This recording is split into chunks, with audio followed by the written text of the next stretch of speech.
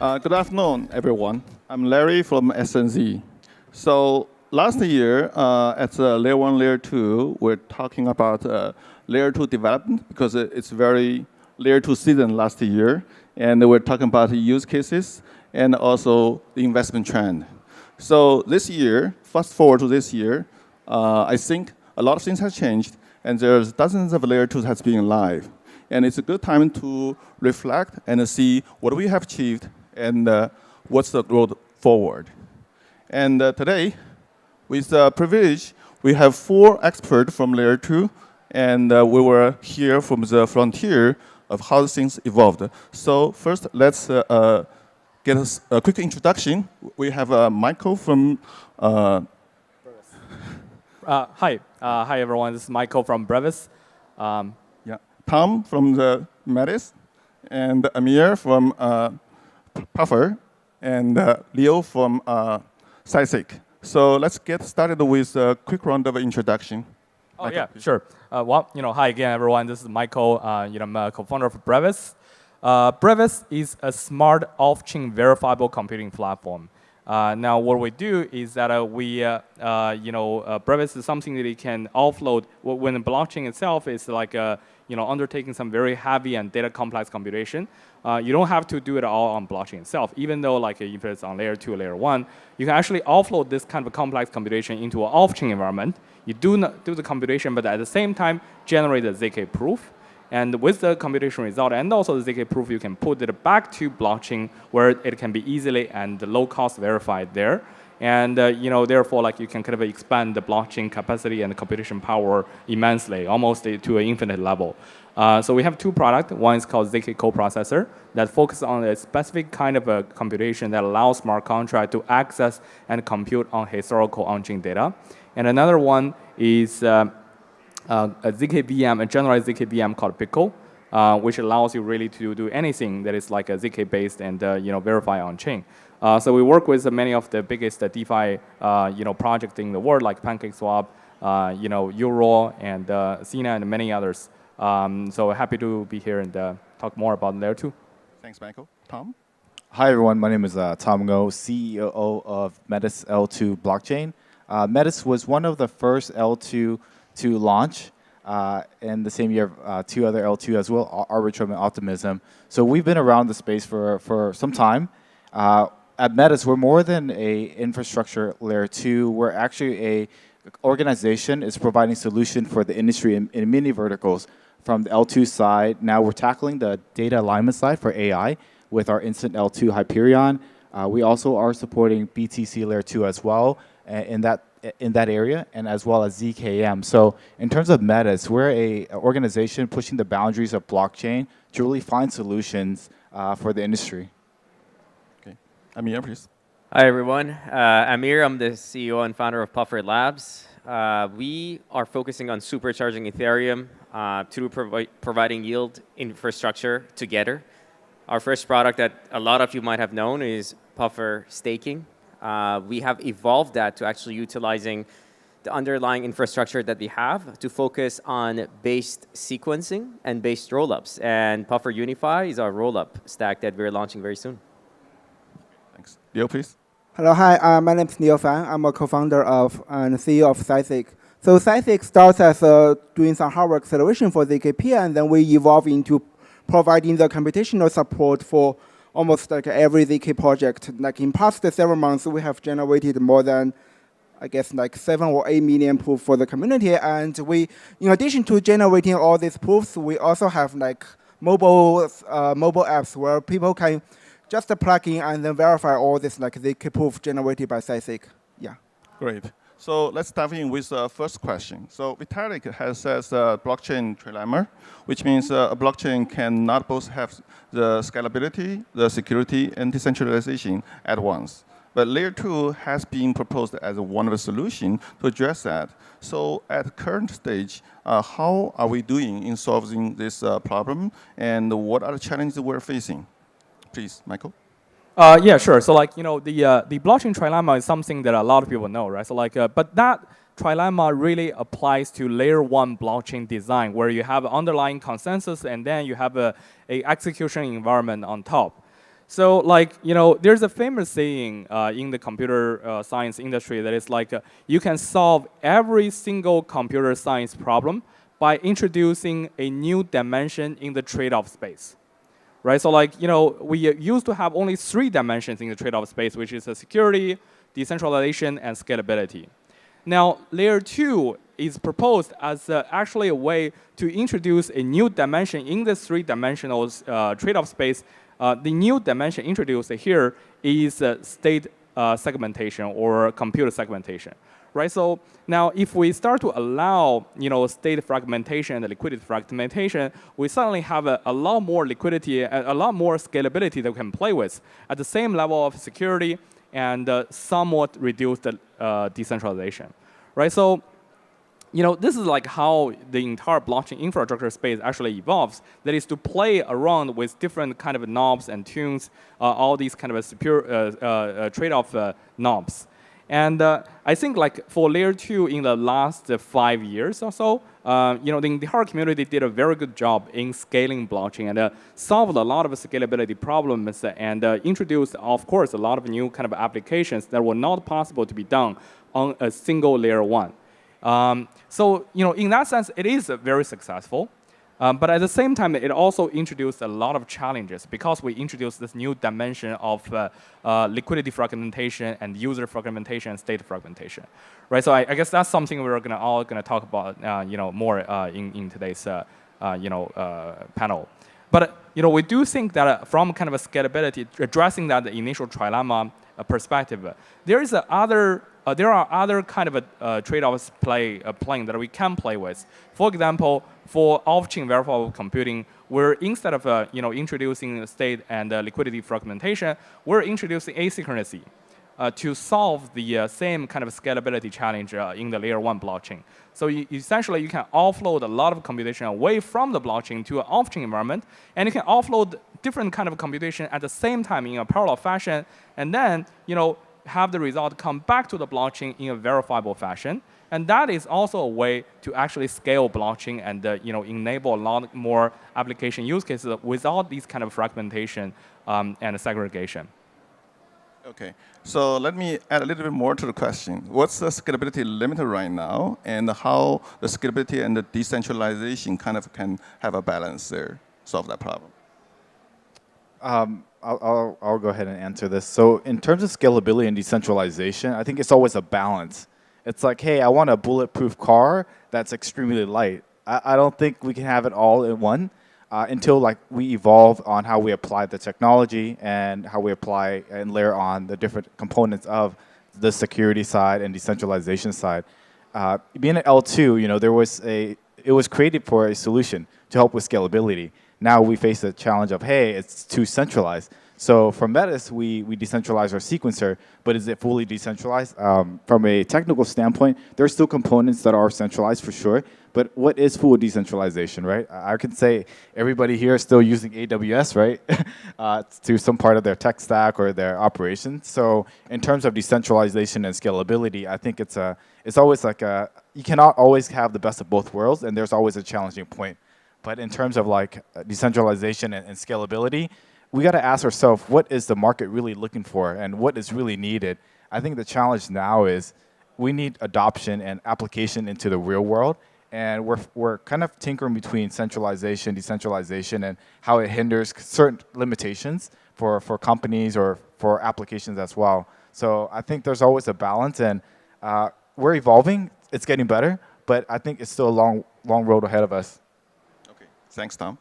Amir, please. Yeah, I mean, of course, I can debate asynchrony versus synchrony for probably hours. I know Ed is the camp of asynchrony.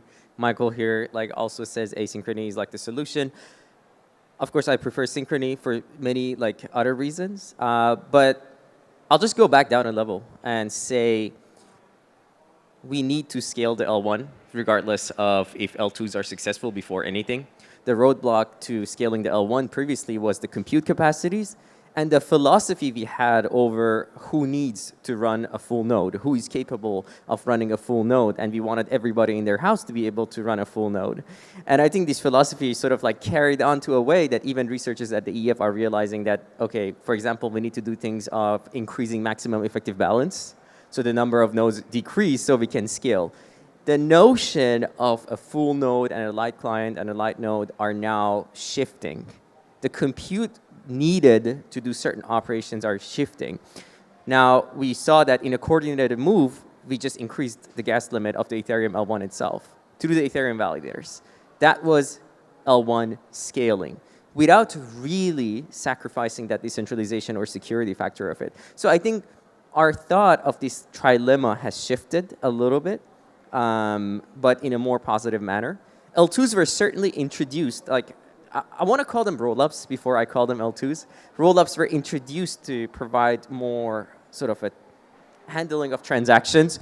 Unfortunately, it didn't end up the way that it should have gone by introducing much more overhead of the fragmentation. Like Michael mentioned, like this overhead is a little bit looked down upon initially, but now we're realizing that over time, like L2s are diverting to become their own like L1s chains and sort of like their little islands, their own islands of liquidity. So I believe there are solutions that, for example, we are working on to get away from that direction.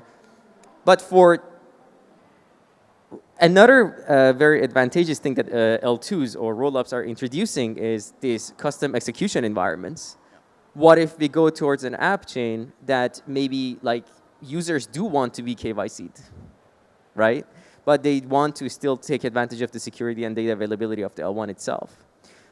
These are some of the very big advantages that L2s and the rollups introduced to the landscape. And they onboarded many more users thanks to these external factors that they introduced, that the limitations that the L1 itself had. Thank you. Leo, please. Yeah, I'll just add a few points. I think the previous panelists have a very excellent explanation about the question. So the purpose of having these layer 2s is to scale Ethereum or like scale other blockchain. They have already, like, I guess, like in my opinion, have provided a reliable job for that. And they, as the previous panelists said, they are also like evolving. So like if I recall it correctly, Matisse is the first to have this like decentralized sequencer, which is like more decentralized than other like layer 2s. And I guess like the decentralized sequencer is also on the roadmap of some other like layer 2s. So like yeah, they are evolving. They will have they will like improve on the decentralization parts while not hurting the scalability issues. Yeah. Okay, thanks, Leo. So it naturally goes to the next question of the fragmentation that Michael has mentioned. So because there are dozens of layer 2 now, and naturally there will be a lot of roll-up islands with fragmented liquidity. And so I think Vitalik has called this one, fragmentation is the biggest user experience problem in crypto. And also recent layer 2 interop cores, they stated that the intent solution is not a silver bullet, and there should be other alternatives in this endgame of the user experience as a solution. So let's see what are the current challenges in solving this problem, and what's the progress of the Ethereum Foundation's open intent framework development, and whether that will be the final solution for this interoperability and the fragmentation problem for good. Let's start with Leo first. Okay, sure. Yeah, so like as like with other like Ethereum approach, I guess the biggest hurdle here is to the coordination between like all these like layer 2s. Like Ethereum, probably like EF need like a champion or like ordinator which can ordinate every different component of layer 2s to arrive at a, I guess, a compromise or like a proposal like everyone can agree on. And in addition to this proposal, they should have some open source implementation around it. Yeah, I guess this will be the biggest challenge in this like open intent framework. Okay, thanks. Amir? Yeah, so I'm going to jump in with some spicy takes. I don't think intents on are trustless. We might be able to call them trust minimized in some ways or in some approaches that we're doing. You asked about EF approaches in what's happening. I'll tell you a little bit of a story, right? Initially, like everybody was thinking that synchronous composability or some of the building block of synchronous composability is shared sequencing. The ultimate format of shared sequencing, which came down to base sequencing or base rollups, the validators like actually like sequencing the transactions of the L2 was proposed. It's a big hurdle. It's a big challenge to be able to make all the roles of base sequence. Like there was like the throughput issue, there was the speed issue, that everything else that was actually proposed. Last year around, I think June, July, we were just like in a dinner with Vitalik, and he proposed this entire like chain ID, which was the building block of the intents that are like people are like approaching right now. He said this is more of a UX challenge that we should solve. My issue with that like, initially was the trust assumption of the finalized transactions or like the sequence transactions and if they've been completed. So what I think, what I'm more going towards like to propose like to everyone to start thinking about is the ultimate scalability is every application that users use become a rollup. Instead of smart contracts on the L1, you will spin a rollup of itself. And I know there are many parallel efforts that are going in EF right now. A lot of us on this panel might be in the intents group led by the EF. Some of it is an interop group, and the other one is the base and the pre-conf group that are being like in parallel like guided. I'm in the, of course, in the base rollup camp. I think and I believe we can get to a point that we can have rollups for every application. They can have their customized security or trust assumption, but they can interoperate and talk to each other. That's where like comes from the base layer of like shared sequencing. And of course, like we can get to real-time proving once the ZK is better, once ZK is faster, because that has been a bottleneck for so long for us because ZK hasn't been able to like really support real-time proving. We are solving that by introducing like TEs. We talked about TEs and a trust minimized approach to actually achieve like real-time proving and cross-chain composability in a trustless manner.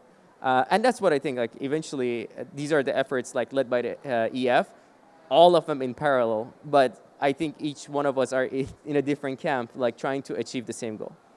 Okay, great insights, thanks. Tom? Yeah, in terms of like everything going on with Ethereum Foundation, there's a challenge to coordinate. Building an infrastructure, there's a lot of challenges for builders and dApps from like the infra layer and app layer to really coordinate already. Talking about bridges and wallets and the abstraction of the experience and creating a standard. I think we're stirring the pot even more, making it more complex, and we're in a state where we have to prove, I would say, adoption in this space because capital in the research, the commercial model is not there. And when the market's like this, you do see the challenge of like, hey, how do you sustain? There's no commercial model. And when you're talking about, hey, if we do a base kind of native rollup and you're focused on it's like ETH and ETH is kind of the priority, you lose that incentive side of like a incentive bootstrapping component. And based to the our conversation earlier, from the L2 side, they brought more than just scalability. They brought a whole new incentive layer that brought in more users from the retail side to the space, which is very important. So in terms of like the intent of having this and pushing this forward, I think it's great because we need standardization. If not, it will be fragmented, but the process will definitely be a challenge. Okay, good, thank you. Yeah, I mean, like broadly speaking, there are two very big chunks of work that is being done on the interoperability side. One is more focusing on the infrastructure and the lower level type of things, and this is like what what Ad mentioned, like how do you how do you move state, data and funds from like one blockchain to another, right? So broadly speaking, people are starting to converge in this rough idea of we have some relatively slow settlement layer that is trust-free and at least trust minimized between these kind of different rollups and blockchains. And then you have some kind of a fast settlement layer that are consist of solvers and liquidity providers to help user to bridge that gap.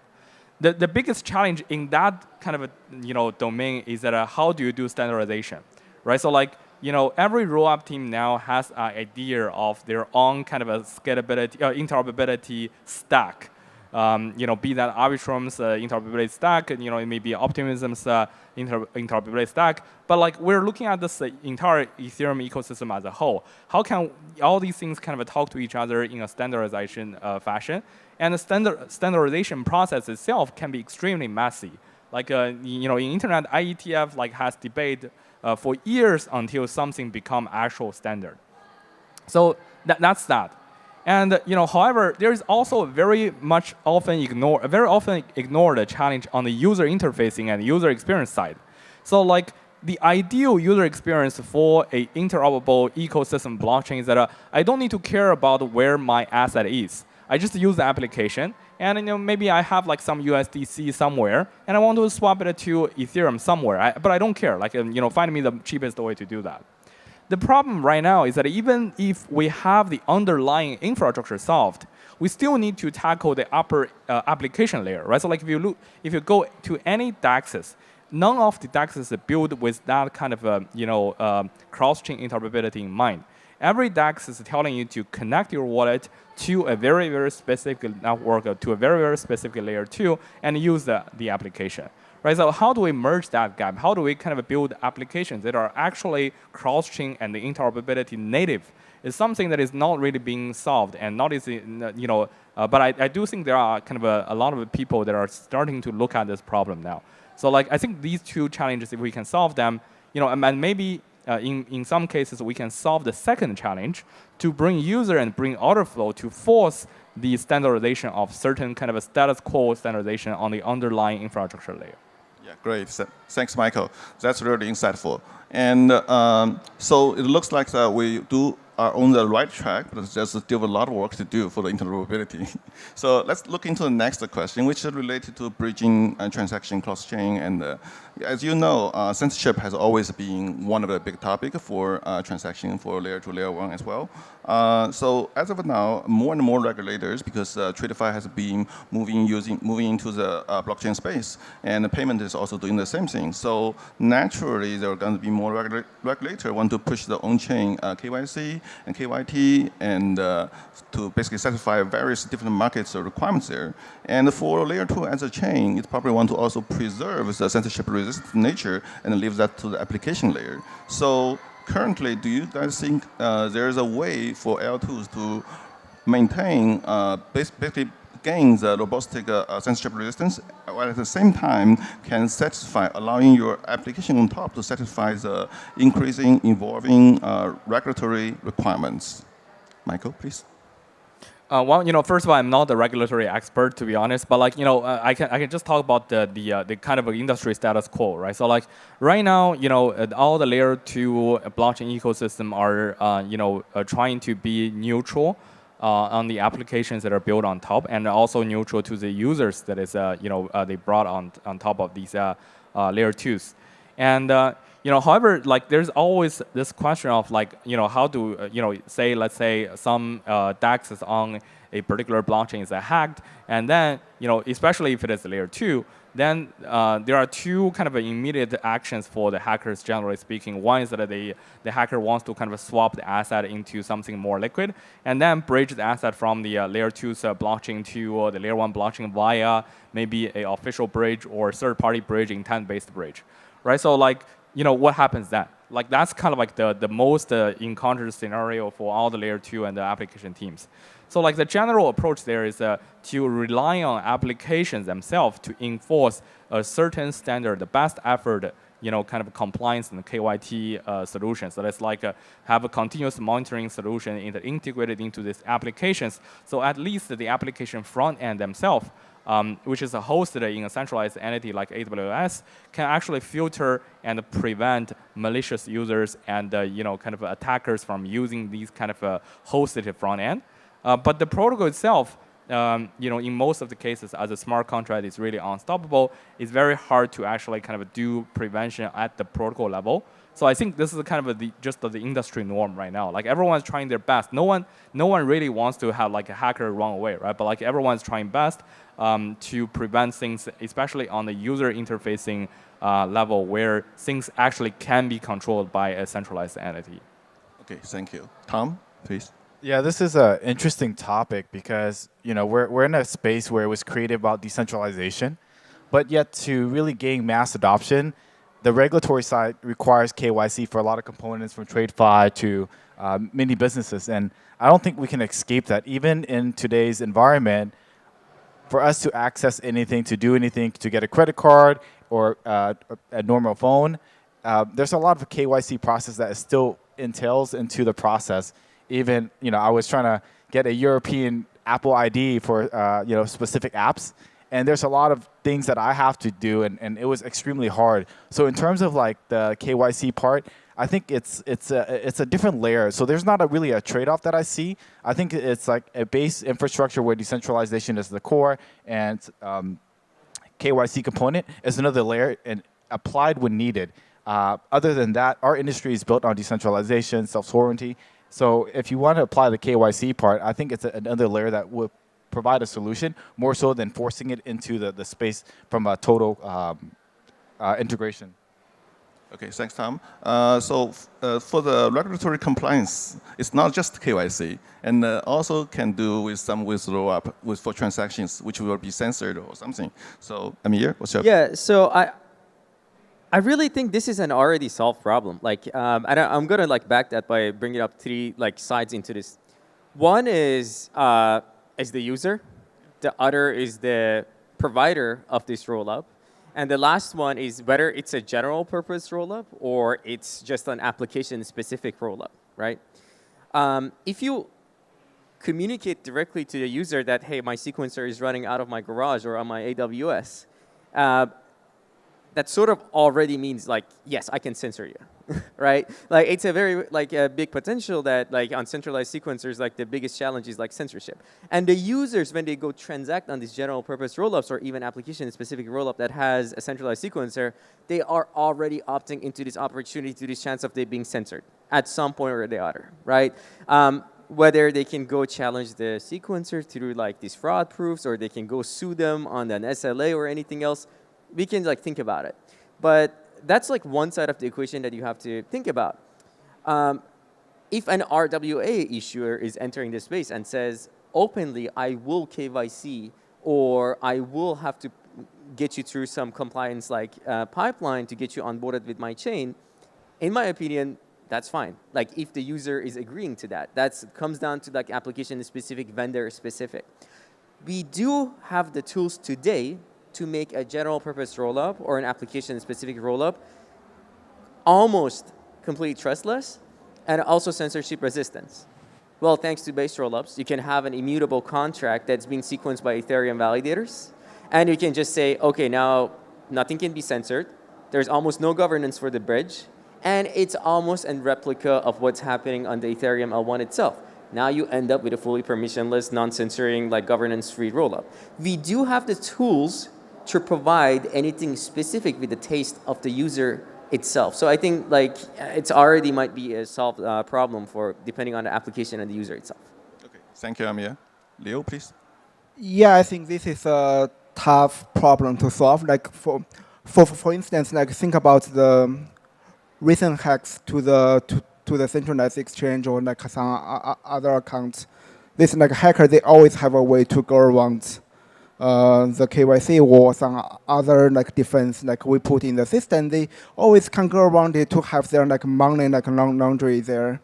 And it's not just a problem with the layer 2s, it's a general problem for the whole blockchain ecosystem.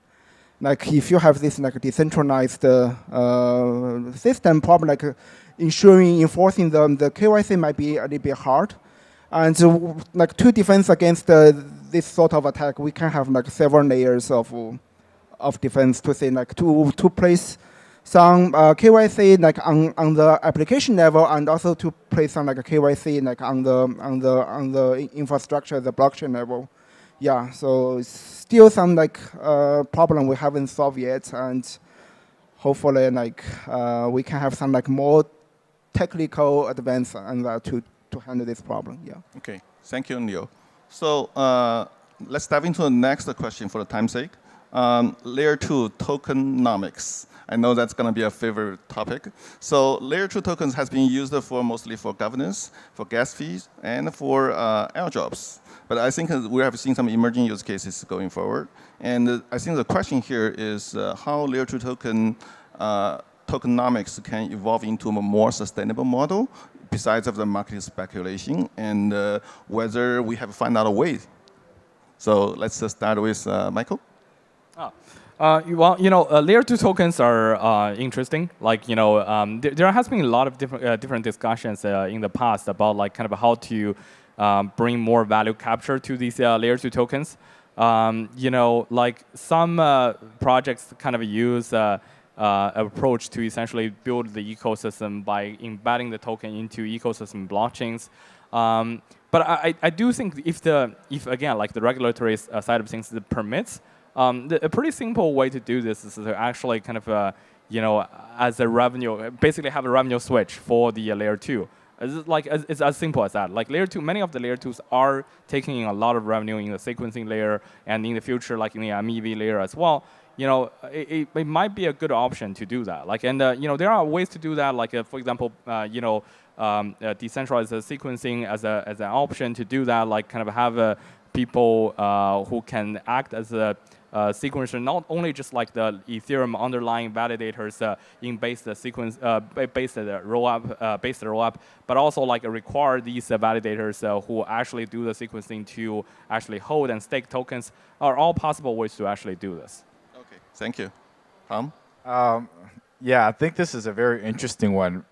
I think it's beyond L2 tokens. It's like, how do you put value to an asset that is, say, used for governance or gas, and then you look at meme tokens with no utility but culture, and there is more value than some very, I would say, well-built protocol. So I think the question is interesting, but to expand it a bit, it's like, how do you bring value to an asset? And I think it's the perception of the value of what the team is building.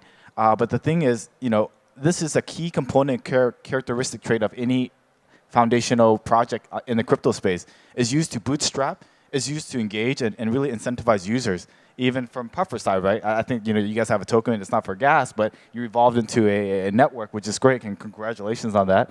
But in terms of like token economy and where it evolves, we have some of the brightest mind designing these tokenomics, and then these economists that's also predicting how do you build this economy. But yet still, you look at the market, and every L2 is subjected to the greater market, which is the two leaders. There's Bitcoin, Ethereum. So how do you justify the value? I think it feels so simple, but yet it's so complex because there's too many components. So I think my answer would be the evolution of the tokenomics is really, I think there's more than one vertical of like, hey, utility, but also brand value, what you represent, what you're building, and what you're looking to really build. I think that's what meme culture has really shown us. And also products like, even in traditional business, right? You don't really buy all the brands of product from a stock company that's listed on the Fortune 500. You just buy because of the brand and what they represent. And I think from a token value, it's like, or token perceived value, is you got to showcase what you're building, what you're aiming to solve, and actually build a community around that. They don't care what you're doing, how many transactions. They just want to see somebody leading this industry. Okay, that's a great idea. Token brand value. Thank you. I mean, like as a protocol that almost like went through the whole thing around the token, especially in the last cycle, like I can share like an experience. Like I don't want to dive deep why we value like BTC, ETH, or like the things the way they are. Like of course, like as a source of like value of economic security, value of like transactions or anything else. But to the point of view of like an L2 that especially like wants to see the token as maybe a gas token or maybe not, I would like to see like these tokens as sort of the protocol, sort of an entire representation of the protocol itself. Like the participants of the protocol get to make decisions around like how this protocol, which direction it should go really. That was the introduction of the DAOs, the introduction of like decision making around where things should go. Of course, like Puffer, the way that we perceived it is like the incentives should be decided by the token holders now.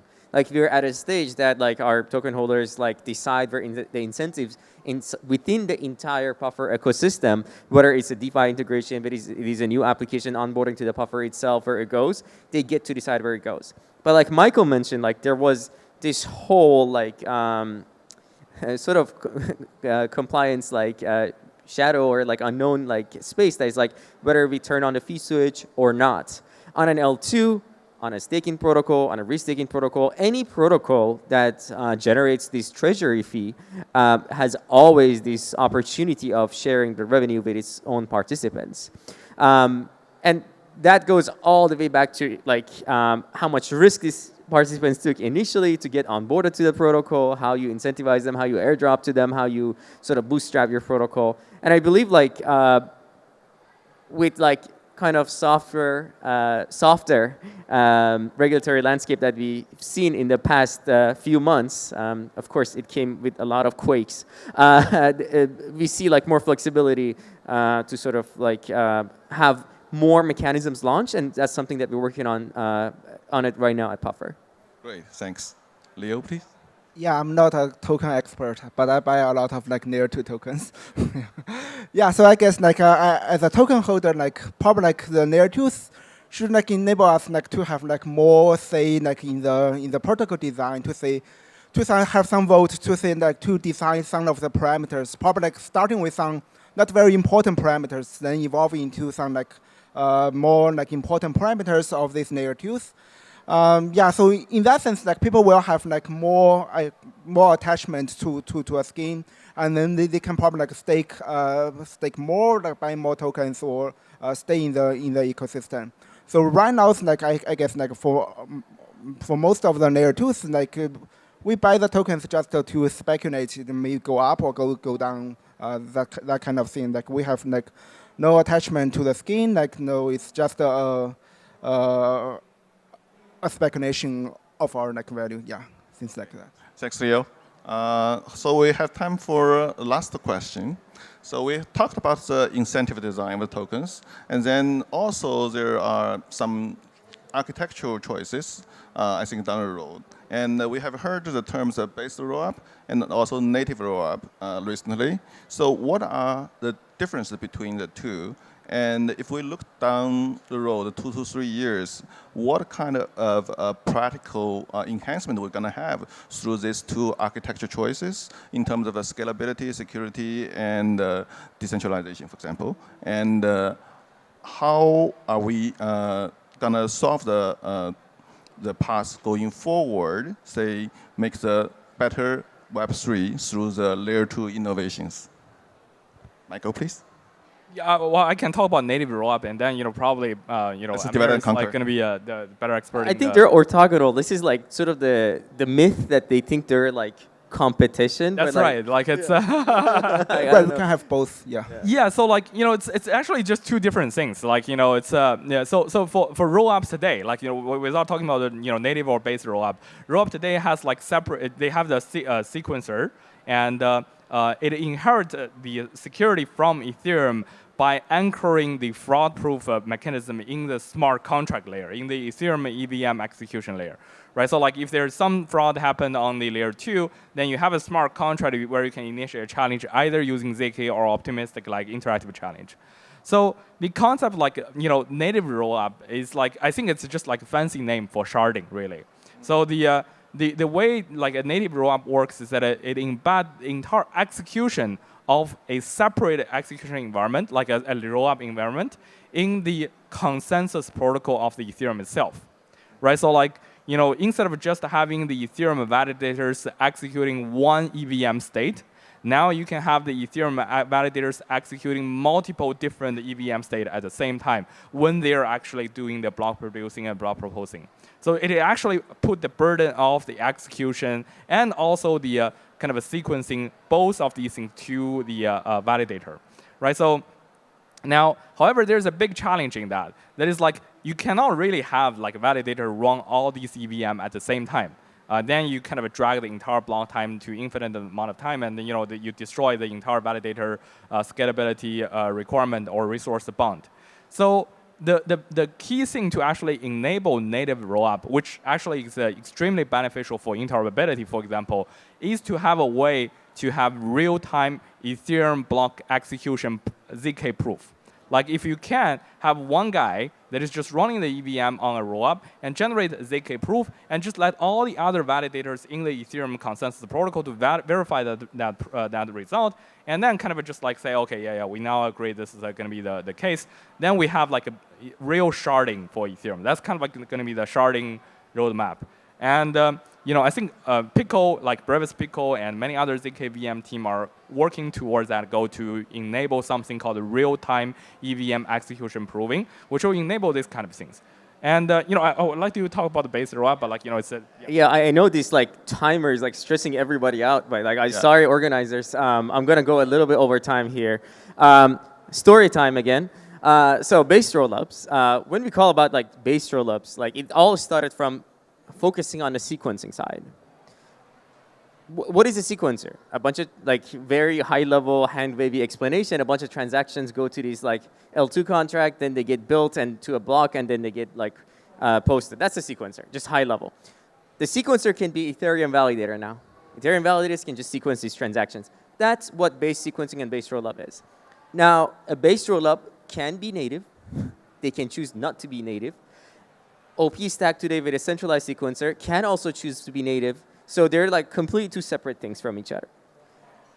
Story on the native rollups and how it started was essentially now you can see over time the state transition proofs became a commoditized market to third parties. For example, Brevis is doing their own way of doing the state transition proof.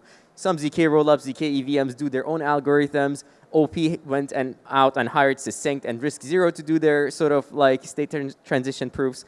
And the idea was okay, for the rollups today, what are we providing them? We provided them with the data through proto-dank sharding. We are providing them with the sequencing through base rollups. Why don't we just go a step further and provide them with also state transition proofs and just complete the circle of just saying, okay, L1 can provide anything that a rollup needs in sort of a packaged way. So we can get spin-up rollups. And this really also sort of paves the way to get to the app chains, to the future of having more app-specific rollups that get the assistance of the base layer to deliver what they promised. So I hope that explains sort of what native and base is. Okay, thanks for clearing up the mist. So time is limited, and we know we still have many questions we can talk on our own. But I think the most important thing is that we collaborate continuously and build towards a better Web3 future. And please join me thanking the wonderful panelists for their thoughtful insight. Thank you, Michael.